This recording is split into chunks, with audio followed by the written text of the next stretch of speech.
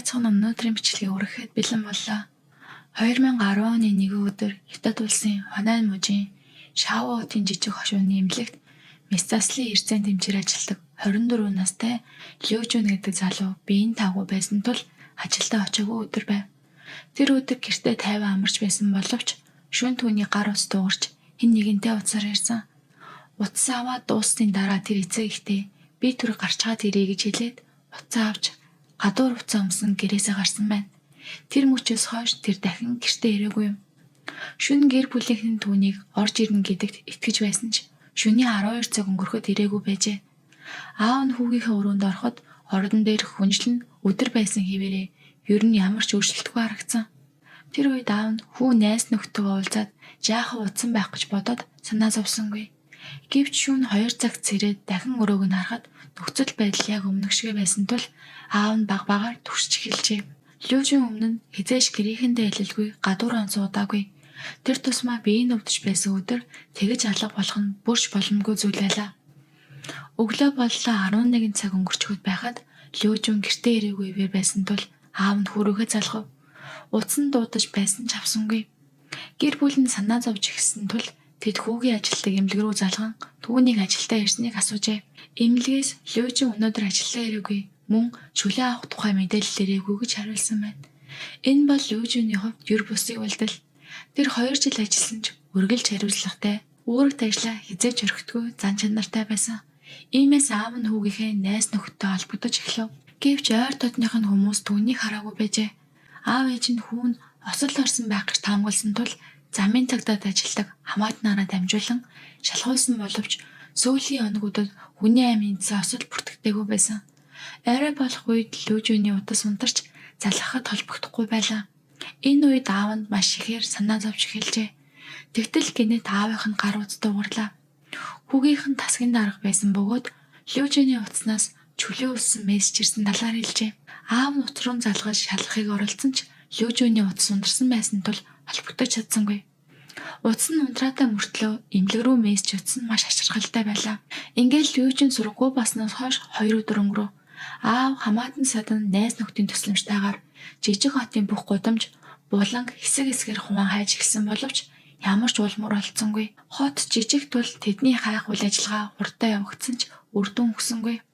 48 цаг өнгөрсний дараа Лю Жуны ах цагдаад албан ёсоор мэдэгдэв. Цагдаа нар мөрдөн шалгалтыг эхлүүлсэн. Олон хоног өнгөрсөн ч Лю Жуны талаар ямар ч шинэ мэдээлэл байсангүй. Телевизээр мэдээ гарсан зүйл байхгүй, хинч түүнийг харсан тухай баттай мэдээлэл өгөөгүй байлаа. Гэтэл 4 дахь өдрийн өглөө Лю Жуны ахын гар утсанд дүүгийнхэн дугаараас дахин мессеж иржээ.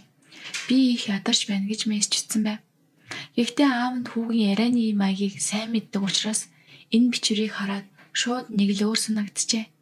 Утас руу залгахад дахин унтраалтай байсан тул хэн нэгэн түүний утсыг ашиглаж байгаа байх гэж таамаглав. Тухайн үед гэр бүлийнхэн янз бүрийн таамаг хэлж байлаа.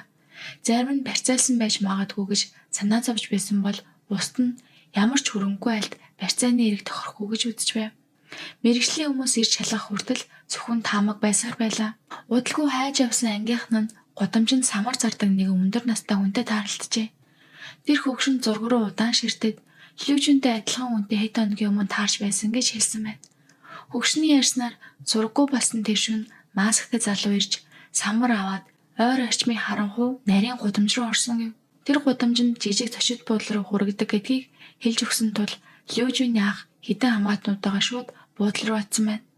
Буудлын 4 давхар олон жил ажилласан боловч их хүнтэй газар тооцогдохгүй нам гүм газар байв.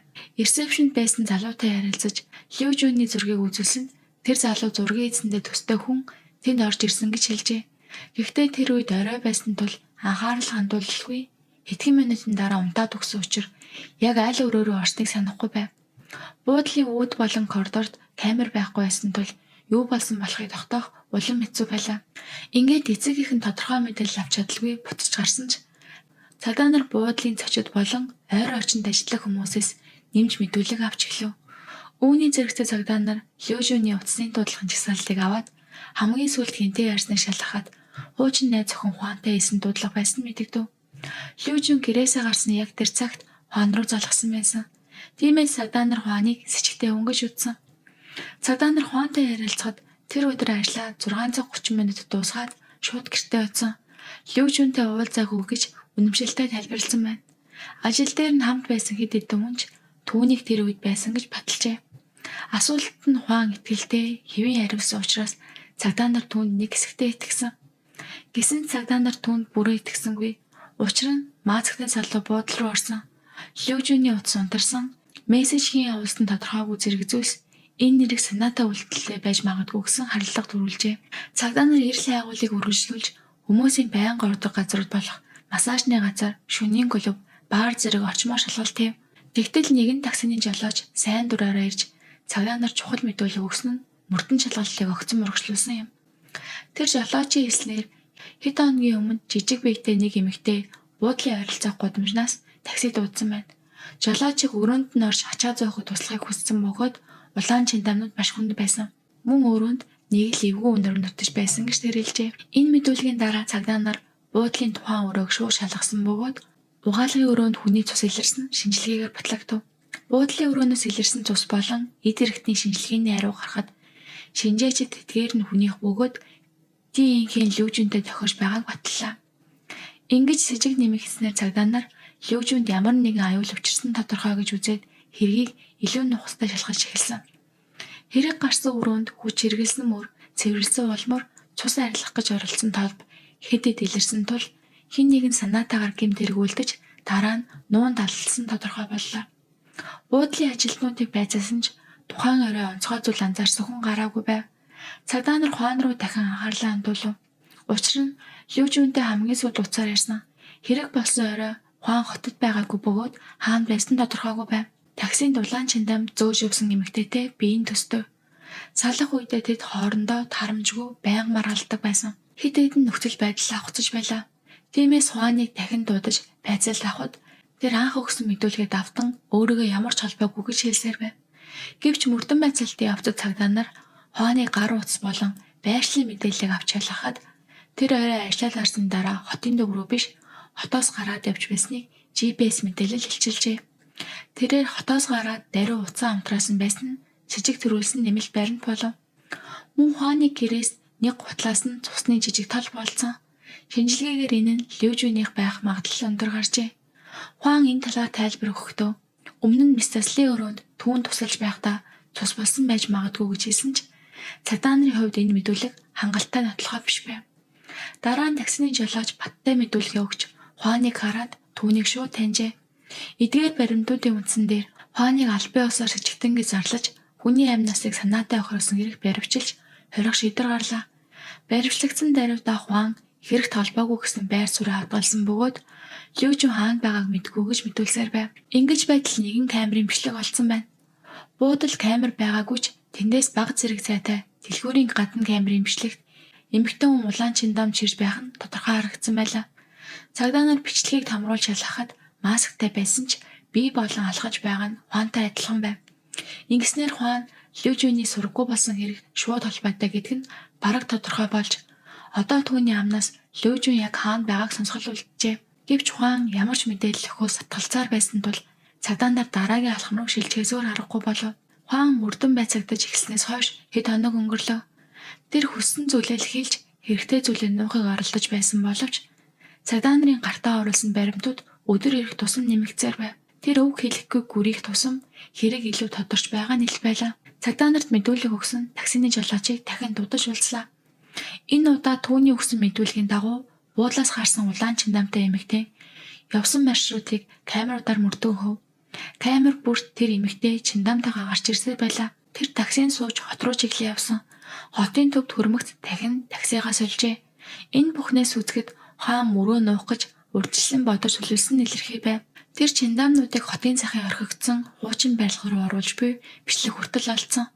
Энэхүү байшин нь хийн ч анхаардгүй, хийн ч очдгүй газар байрладаг байсан бөгөөд хэрэг нуун дарагдуулахад маш тохиромжтой байжээ.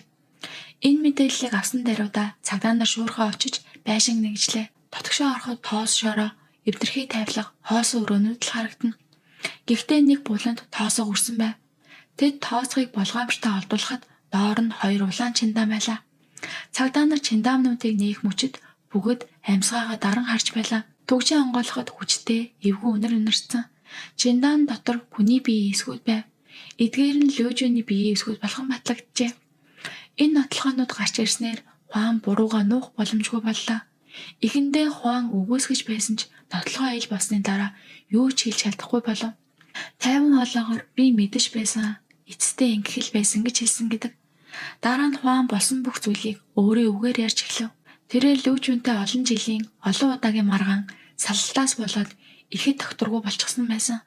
Салсныхаа дараач Хуан Лүжүнийг мартаж чадаагүй бөгөөд түүнийг холдож байгааг төвчж чадсангүй. Хуан надаас салж өөр хүнтэй суугагийг би хизээж зөвшөөрөхгүй гэв. Тиймээс тэр зориуд уулзаад урьдчилан бэлдсэн нойрны эмөөгч унтуулад хоолойг боож хөнөөсөн гэж хүлээн зөвшөөрөв. Хэрэг гарсны дараа айд сандарсан ч удалгүй цогцыг хувааж Чиндааманд хийх бодол төрсөн байна. Энэ бүхнийг ганцаараа хийсэн гэдгийг ч Хуан онцолжээ. Яагаад тэр ингэтлээ аимшигтай арга сонгосон бэ? Энэ тухай Хуан өөрөө маш хүйтэн, тайван өнгөөр тун ойш авахгүй ярьсан нь олон үнийг улам гайхшруулсан гэдэг. Хуан болсон үйл явдлын талаар тайлбар өгөх үедээ мэдгэдэггүйс тайван байжээ. Тэр өөрийн хийсэн үйлдэлийг сэтгэл хөдлөлгүйгээр ярьж байгаа нь мөрдөн бай цагчдыг бүрчих гайхшруулсан гэдэг. Тэрээр хэдэн жилийн турш Лүжүнтэй үерхэж салж нийлсэн харилцаа нь сэтгэл санаанд нь өдөр бүр нөлөөлж ирсэн гэдгийг тайлбарлав. Сарлах шийдвэр нь түүний хувьд хүлээн авахд маш хүнд мэдрэмж байжээ. Харин Лүжүн түүнийг шууд орхихоор шийдсэн нь тэр эмэгтэй итгэл, өөртөө итгэх итгэл бараг бүр мөсөн алдагдахад хүргэсэн байна. Хуан түүний хувьд би бүр хэрэггүй хүн болсон юм шиг санагдсан гэж хэлсэн. Тэр удаан хугацаанд гамдлаа дотроо хадгалсаар улам итгэл нь алдарчээ. Цагдаа нарын үзэж байгаагаар Хуан гадаа төрхөөрөө хэвийн намлаг, эмэгтэйлэг харагдагч дотоод сэтгэл нь маш эмзэг, хар ихтэй, хитрхи хяндаг хүн байсан байна. Хэрэг мөрдөн шалгалтад бүрөө орж нотлогоо нэг бүрээр батлагдсны дараа шүүх хурал болсон. Шао хотын дунд шатны шүүхээс хүнийг санаатаагаар хөнөөсөн, цогцыг гэмтээж нуусан гэх хэрэгээр цаазаар авах ялаар шийтгэж 2 жил хойшлуулан гүйцэтгэхээр тогтсон. Ингэхдээ шүүх дараахан үндэслэлийг дурдсан. Хэрэг романтик маргаанаас улбаатай. Нийгмийн аюул баг гэж үзсэн.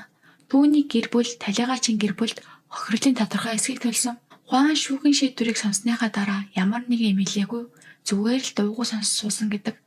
Гэвч энэ шийдвэрийг Лүжүний гэр бүл хүлээн зөвшөөрөөгүй. Лүжүний эцэг ах дүү нар шүүхийн шийтгэл хэтэрхий зөөлөн гэж үзв. Тэд Хуан гимшил огт илэрхийлээгүй. Хэрэг хийсний дараа ажлаа өргөжлүүлж зугаалсан. Хуурамч мэдээлэл өгч мөрдөн шалгалтыг саадуулсан гэх үндслээр дав цаалгаар шийджээ. Хэрэг олон нийтийн анхааралд хүрч ихэнх хүмүүс Хуаны арга барил маш харгас байна. Ялын хэмжээ хатуу байх ёстой гэж үзв. Ингэснээр энэ хэрэг дахин шүүхэж шилжив. 2012 онд Хунаан мужийн дээд шүүх хэргийг дахин нягтлж үзээд хэргийг урьдчилан төлөвлөсөн маш хэрцгий аргаар үлдсэн сэтгэлгүй хандсан. Хэрэг нуух, төөрөгдүүлэх үйлдэлийг гэх үндслээр цаазаар авах ялыг шууд гүйцэтгэх шийдвэр гаргав. Хуан гомдол гаргаагүй зөвхөн нэг өгүүлбэр хэлжээ. Би одоо тайвширч байна гэв. Энэ нэрийг олон нийтэд ил болсноор Хятад даяар маш өргөн хэлэлцэгдсэн юм. Иргэдийн ихэнх нь Лүжүний эцэг эхийн тал зогсож Хуаны үйлдэлийг хатуу шүүмжилжээ. Хүмүүс дараах байр суурьтай байв. Залуугийн амийг маш хэрцгийгээр хөнөөсөн. Нотлогоо нууж мөрдөн шалгалтаас сутхыг оролцсон.